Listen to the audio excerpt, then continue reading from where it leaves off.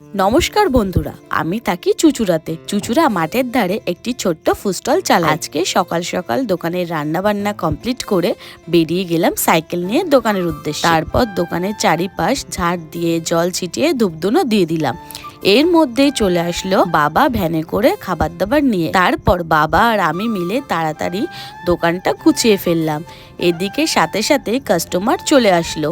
সেই কাস্টমারদের খাবার দেওয়ার পর এদিকে ভাই নিয়ে আসলো গরম গরম চা। সেটা খেয়ে দিয়ে আজকে একটা অর্ডার ছিল, অর্ডারটি দিয়েছিল পরশুদিন। এনারা আমার দোকানে এর আগেও খেয়েছে, নেক্সট টাইম অর্ডার দিল। এই অর্ডারটা প্যাক করার পর একটুখানি সময় বের করে বাবাকে দোকানে বসিয়ে আমি আর ভাই মিলে আমাদের দোকানের পাশে একটা সুন্দর ফুল গাছের ওখান থেকে একটু ছবি তুলে আসলাম।